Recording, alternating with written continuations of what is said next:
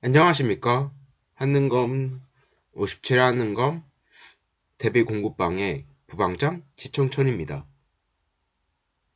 다름이 아니고 오늘 2강 선사시대에 대해서 해보려고 합니다. 이 선사시대는 자세히는 문화사 11번 파일에 있지만 여기서 볼 때 흐름과 키워드 그리고 거주 지역을 잡아드릴 겁니다.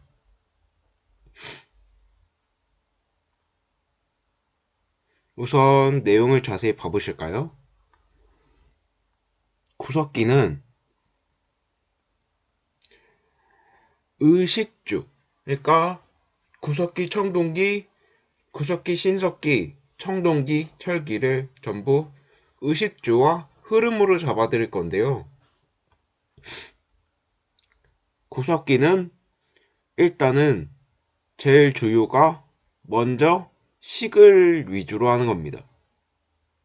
이 식, 사냥과 채집이 여기에 제일 핵심이라고 보시면 됩니다. 사냥과 채집으로 인해서 그 지역에 먹이가 다 떨어지면 먹이를 따라서 이동을 해야 됩니다.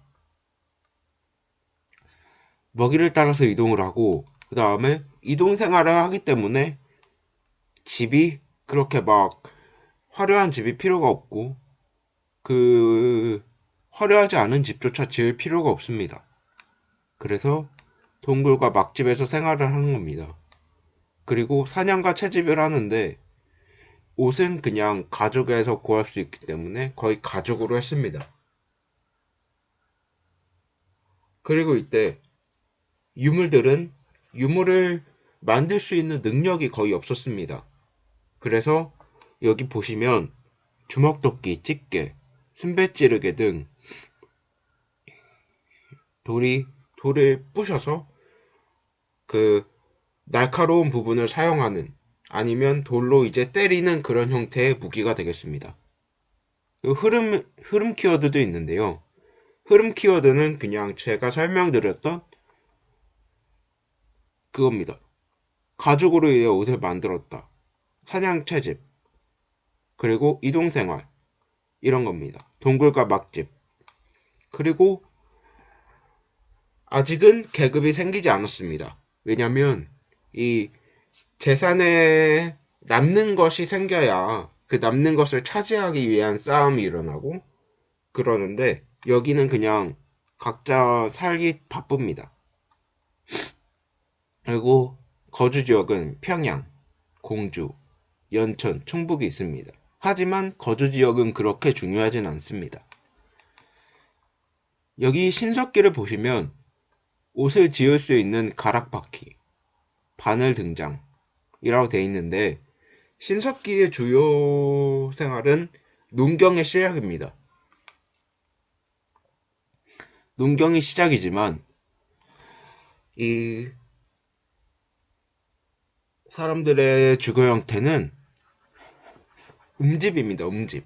그러니까 해안가에 주로 모여 살면서 음집을 지어서 그 물로 인해 농사를 짓고 그 다음에 옷을 가락바퀴랑 뼈바늘로 해서 옷을 지어 입던 그런 시기를 떠올리면 되시겠습니다.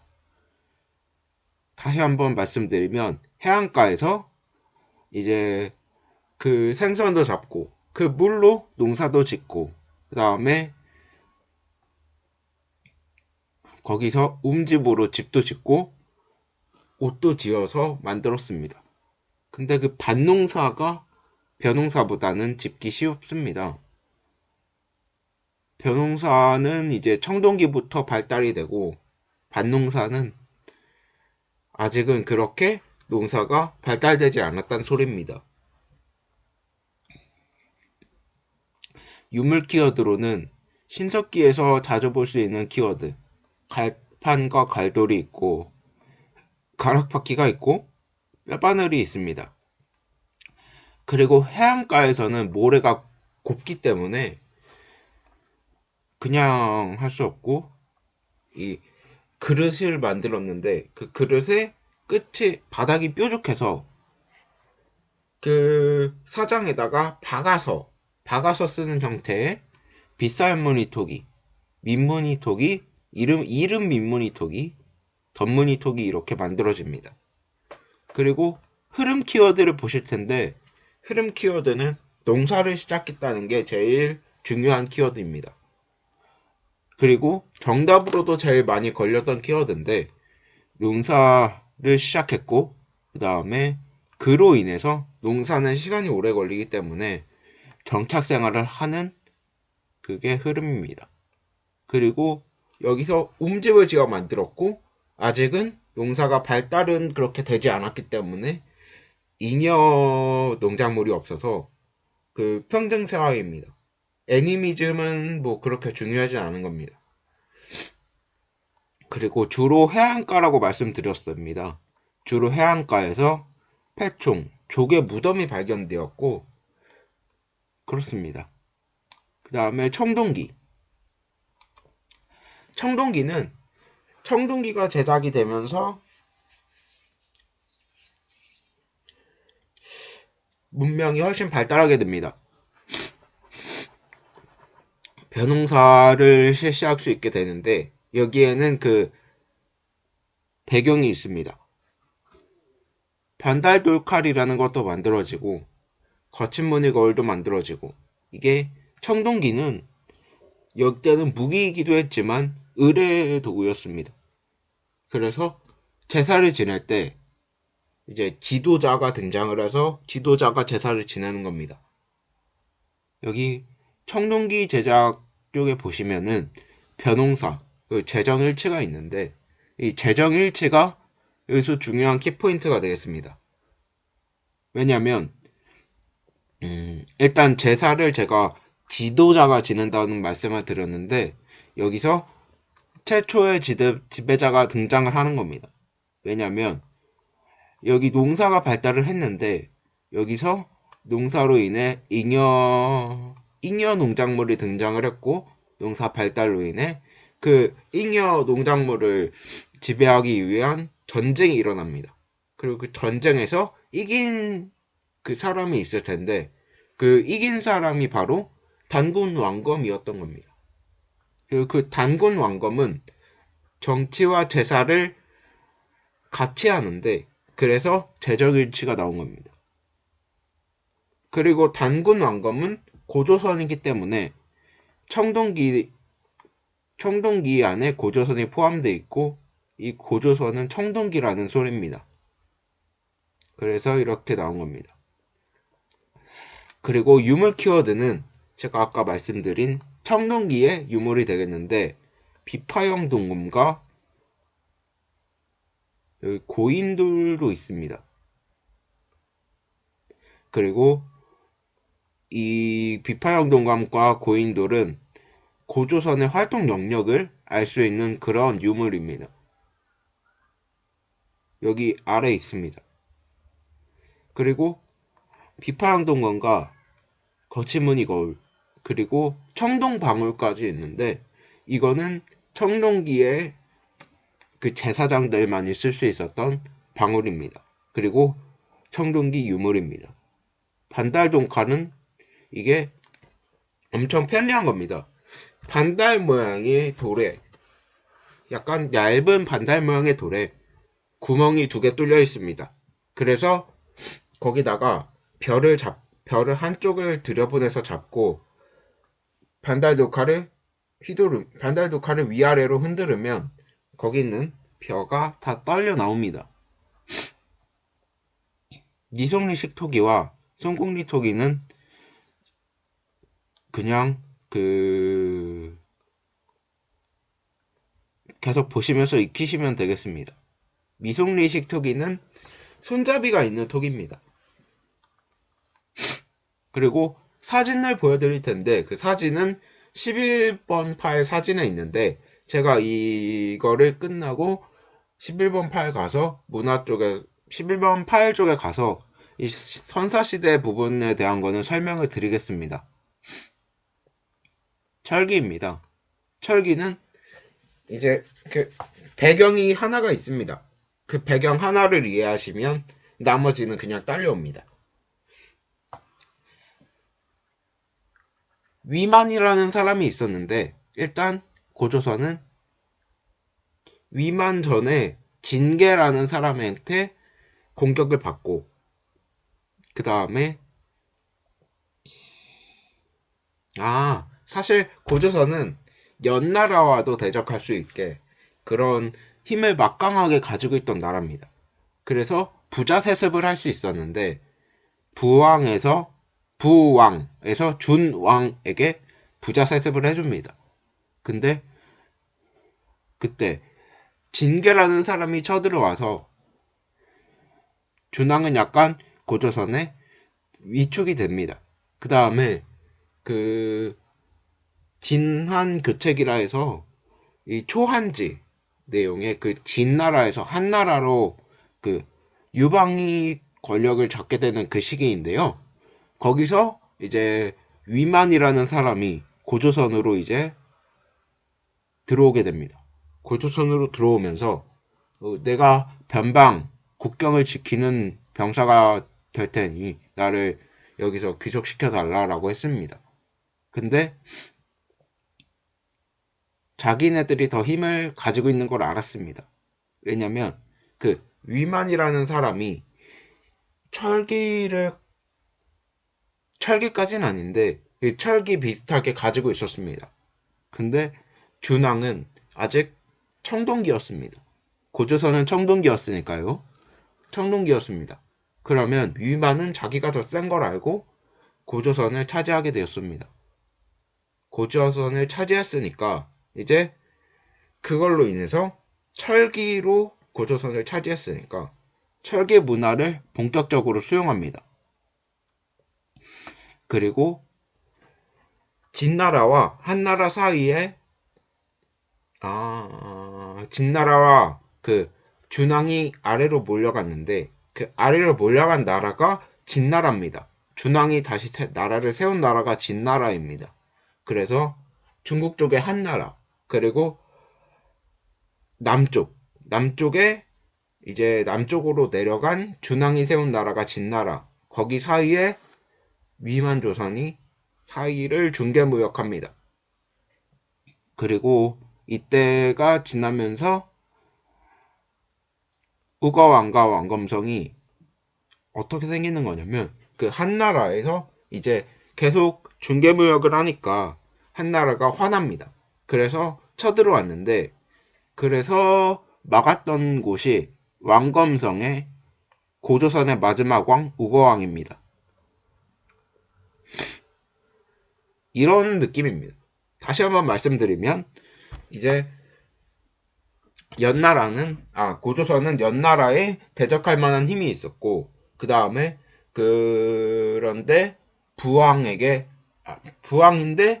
준왕에게 부자세습할 정도로 힘이 강했는데 이때 진계라는 사람이 쳐들어와서 위축이 되고 그 다음에 진안교책이 초한지 그걸로 인해서 또 쳐들어왔는데 이때 위만조선이라는 사람이 귀속을 했는데 준왕을 공격해서 준왕은 아래로 내려가서 진나라를 세웠고 한나라와 진나라 사이에 중개무역을 해왔다. 위만이. 그러면서 철계 문화도 수용해서 번영하였는데 근데 이 위만이라는 사람이 이때 한나라에게 당해서 미움을 사서 그 다음에 한나라가 침략을 해왔고 우거왕 왕검성에서 우거왕 마지막 왕이 싸워서 결국에 고조선은 멸망의 길을 걷게 됩니다. 그 다음에는 연맹왕국이 등장하는 건데요. 연맹왕국 그 부여 고구려 옥조동의 사만입니다. 그리고 유물 키워드는 세영동검은 저희 거의 한반도에서만 발견된 한반도 독자적인 청동기 문화인데요. 그리고 잔무늬 거울부터 동무덤, 명도전, 우수전, 다오리부 등은 제가 문화사에서 여기 있는 유물 키워드들은 거의 다 보여드리겠습니다. 그러면 이렇게 선사시대는 흐름을 이렇게 잡아드렸는데요. 저희가 그 약간 복잡하게 했던 곳은 철기, 그리고 청동기입니다. 이제부터 문화사 쪽에 그 사진 파일들을 보여드릴 건데요. 그 지금은 그 선사시대만 해보겠습니다. 여기는 구석기입니다. 일단은 이런 식으로 여기 파란 점이 구석기인데요. 두루봉 동굴, 청원 막 이런 식으로 보시는 겁니다. 지금 여기 글이 써져 있는 굴포리, 공간진 이렇게 빨간색으로 타원 동그라미가 전부 구석기입니다. 전말동굴 뭐 어쩌고 어쩌고 있습니다. 하지만 중요하진 않습니다. 그냥 참고만 하시면 될 것 같습니다. 여기 이동생활, 동물막집, 상향과 채집, 평등사회 이런 식으로 키워드를 써놨고요. 여기 구석기 시대의 유물입니다. 주먹도끼, 집게, 순배찌르개, 순배찌르개 그리고 흥수아이가 있습니다. 하지만 흥수아이는 시험에 잘 나오지 않습니다.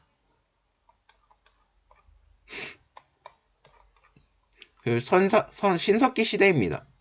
신석기 시대는 제가 말씀드렸듯이 주로 해안가에 살면서 그 해안가에 있는 물을 길러와서 농경 시작을 했던 시대인데요. 그래서 여기 농경 시작. 그리고 농경 시작하면 농경이 그 하루아침에 되는 게 아니고 그 기다려야 되잖아요. 그래서 정착 생활입니다.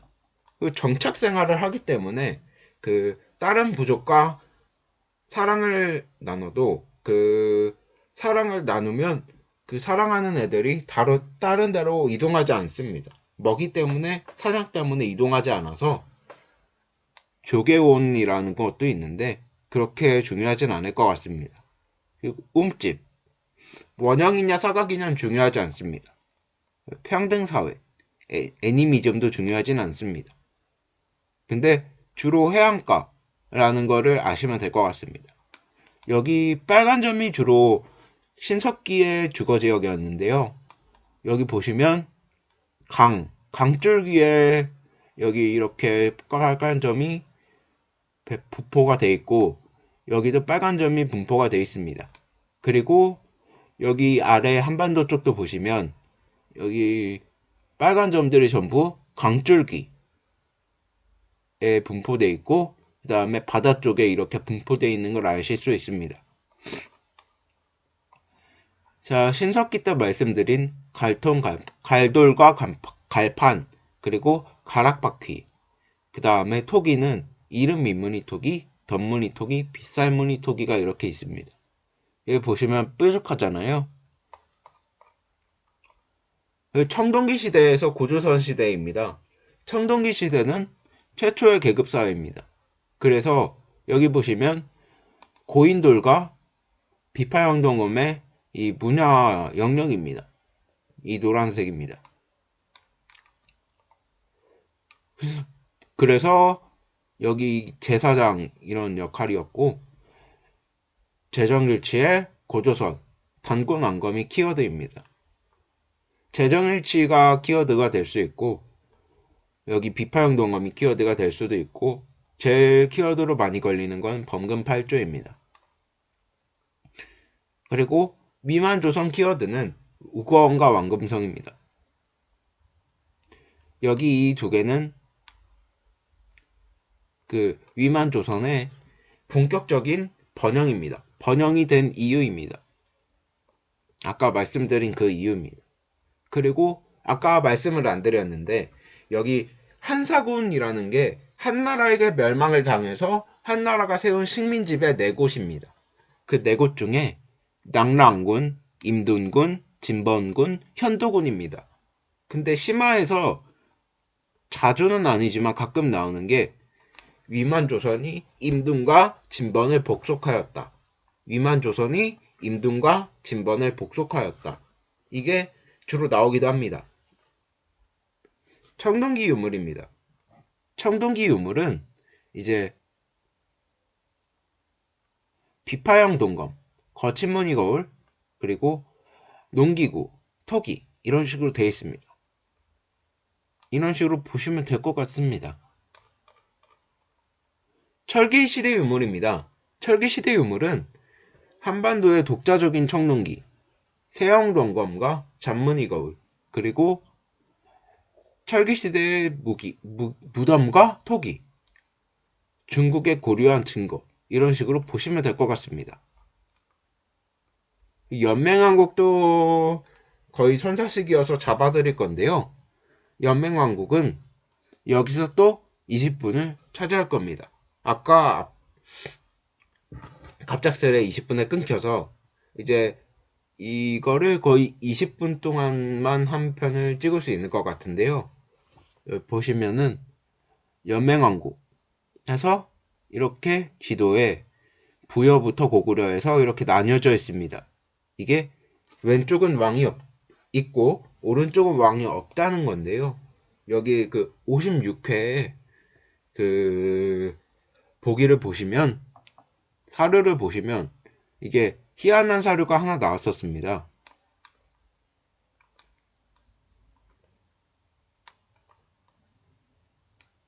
여기 보시면 이렇게 왕 헤르부가 늙도록 아들이 없자 산천에 제사를 지내어 어쩌고 저쩌고 해서 돌을 옮기니 어른 아이가 있었는데 금색의 개구리 모양이었다.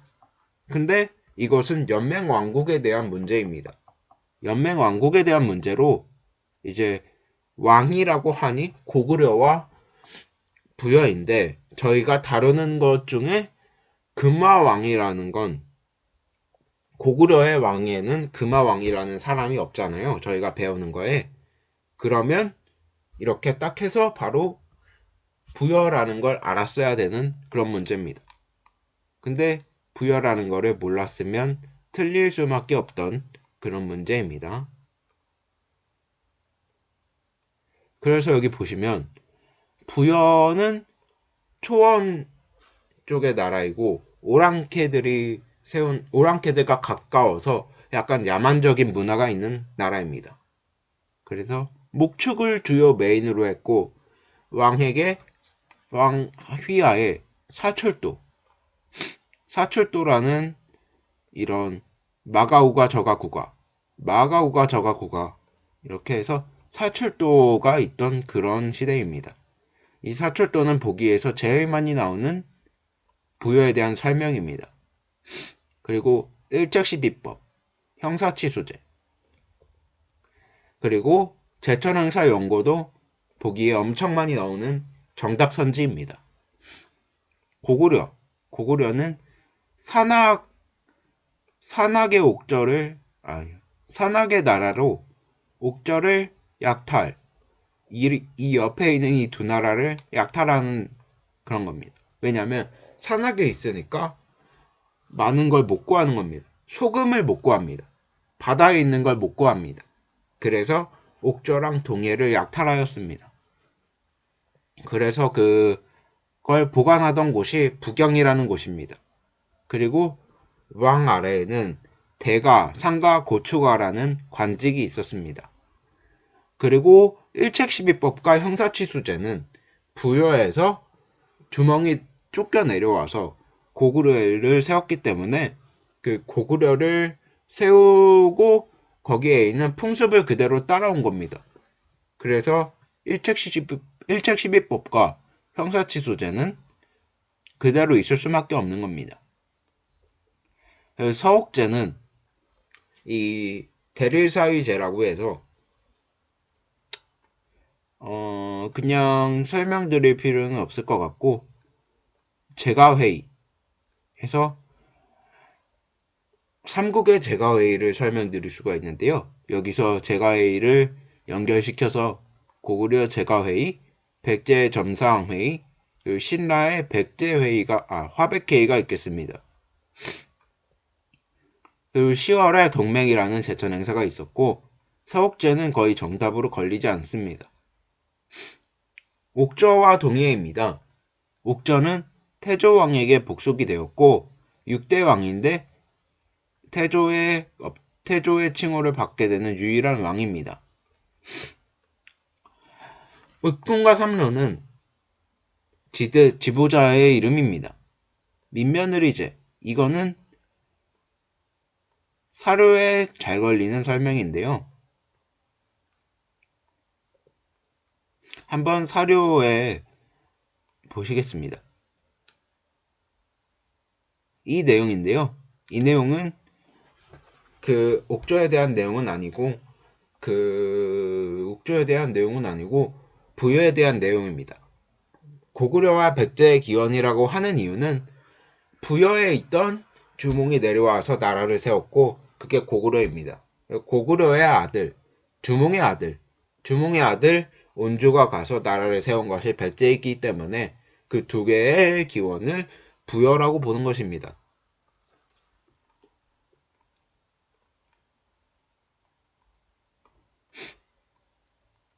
그리고 동예는 특산물이 있는 나라입니다. 예로 끝나는데 이게 예술인 겁니다. 그래서 여기선 단궁, 과하마, 반어피라는 것은 바다 표범 같은 것의 가죽입니다. 그리고 책화, 여기 넘어오지 말라 이겁니다. 그리고 조계혼은 족외에서 혼인하자 이거고, 무천, 여긴 제천행서가 있고 옥조에는 제천행서가 없습니다. 그리고 골장제는 옥조에 있는데 이게 야만적인 순장과 같은 건 아니지만 가족 공론 무덤입니다. 사마는 좀 특이한 나라입니다. 사마는 그 왕이 없지만 왕이 일부는 있었습니다. 근데 여기 보시면 신지읍차, 왕이 일부가 없기 때문에 연맹왕국의 가독이구나 라고 이해하시면 될 것 같고, 신지읍차는 정치에 대한 것이고 여기는 재정분리라고 했던 이유가 정치를 하는 지도자가 있고 제사를 하는 지도자가 있었기 때문입니다. 변한, 철이 많이 나서 낙랑과 외에 철을 수출합니다. 근데 이때 철이 바다같이 많이 난다 하는데, 그래서 세워진 나라가 김해에 세워지는 세금 바다해 해서 세워지는 금강가야입니다. 그리고 고령에 세워지는 대가야가 있습니다. 5월 수린날 단호, 이거는 56회 한능검에서 나오기도 했었습니다. 56회 한능검에 세시풍속에 연결되어서 수린날 단호가 정답으로 나왔었습니다. 그리고 10월 계절제, 10월 계절제의 추석은 알아두시면 좋을 것 같습니다. 둘에는 농사를 할 때 인력을 도와주는 그런 것입니다. 천군과 소도입니다. 천군과 소도. 천군은 제사를 담당했던데요. 소도라는 곳은 제사장이 다스리는 지혜법관이므로 여기 심지읍차가 다스리는 곳의 법을 적용받지 않습니다. 그래서 지혜법관이라는 표현을 써봤고요. 범죄자가 도망치러 오기도 했었습니다. 여기까지 선사시대에 대한 내용이었는데요. 다음 시간에는 고대 삼국으로 연결이 될 것 같습니다. 고대 삼국은 아마도 여러분들이 가장 어려워하는 것 중에 한 턱이 될 텐데요. 같이 잘 견뎌보면 될 것 같습니다. 고대 삼국에 대한 내용은 이런 내용들이 있는데요. 지금 잠깐 틀을 설명드리겠습니다.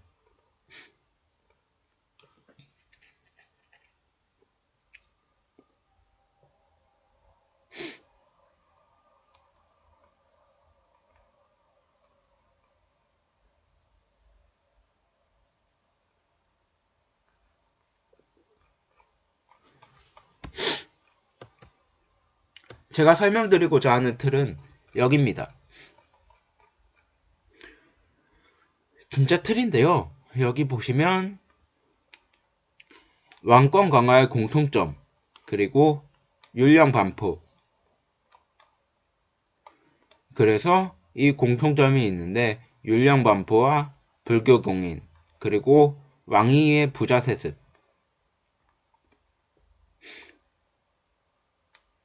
이 고조선의 부자 세습은 여기와 연관되진 않지만 이 이해를 돕기 위해서 써놨고요. 그 활발한 영토 확장, 이 네 가지가 바로 왕권 강화의 공통점이고 왕들이 왕권 강화를 하려면 대표적으로 했던 그런 것들입니다.